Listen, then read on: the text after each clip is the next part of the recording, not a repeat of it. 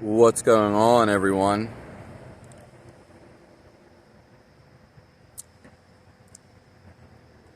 Make sure you subscribe to the channel. I'm thinking about making a Patreon soon, so stay tuned for that. That'll be about fairly cheap, probably $10 a month, and I'll have exclusive videos on there about specific things.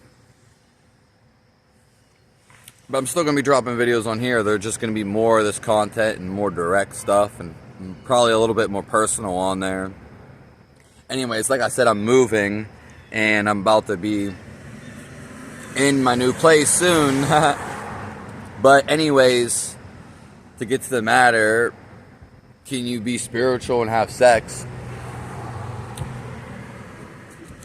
I'm going to break it all down very easily, because no one ever seems to be very direct about it.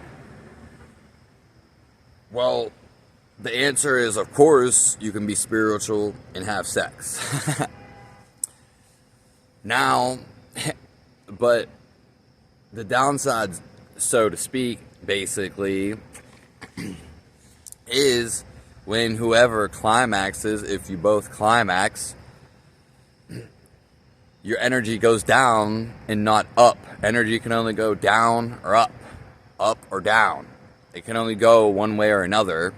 And if you're looking to be quote-unquote spiritual, which the essence of spirituality, for the most part, if not everything, is being still. When you don't have sex, basically, or more so when you don't climax for man or woman, then that energy goes up. If you climax, your body shakes, you lose control. Anybody that has an orgasm loses control. That's how you have an orgasm, is losing control. You can notice it very easily for yourself. So, the whole thing about religions, or the pastors, preachers, anybody saying not to have sex, basically, there is merit to this. And that's because there's something bigger than sex, which is beyond you, which is your soul. Your soul basically can't have sex, but the body can. So your soul's in your body, so you get this double-edged sword. Now, these people care so much, they want you to discover your soul. And so when you don't have sex, basically, or when you don't climax, your energy goes up.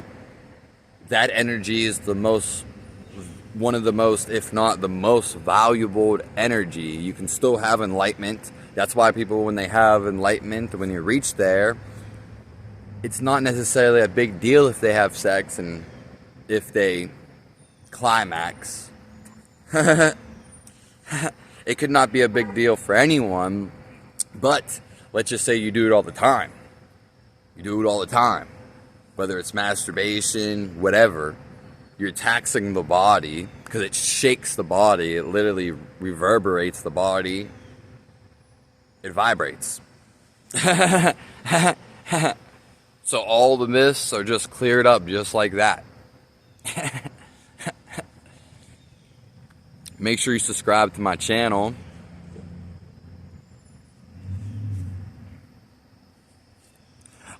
Sex is you don't need sex like you do for food, but it has one of the strongest and most dominant urges. So that's another thing, and I can tell you this from experience. Unless you are enlightened, and even you'd have to be almost a master at it. Yes, you would have to be a master, and this is one of the other reasons they say this, is when you do anything, no matter what it is, and it feels good or you somewhat like it, creatures of habit, you want to develop a pattern, and you want to do sex again and again and again. I already know. You just want it more and more, even when you think about it. You think about it more and more and more. That's if you keep thinking about it, let yourself thinking about it. And even if you don't climax, you'll still want it and want it because your body will want to push to that limit. Yes, you can control it. You can. But it is a risk, and, you know, it can put you on an edge, so to speak. So it's just as simple as that. Most people can't control themselves. Most people are stuck in ego, so to speak. They don't have stillness. So all these things these people talk about refraining from sex is it can be very inspiring to life and change it in a very dramatic way. And that doesn't mean, again, you can't have sex. It's all about you. The number one goal, and the number one goal for people, gurus, or anybody, preachers, or religion, their focus is to get you to enlightenment. So you're not stuck on the sex route. You can always come back to it. But you'll see, once you get enlightenment, you'll see what takes your energy if you're really aware. You'll see what takes your energy up and down. Now, it takes a lot of awareness to do that, but it's somewhat simple at the same time. So once you're in that awareness, you can basically see how you feel from it. Yeah, it's just that simple.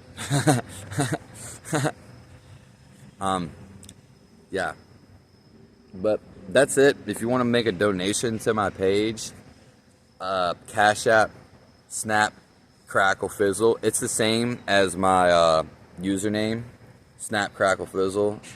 So, yeah, that's basically it. I appreciate everyone.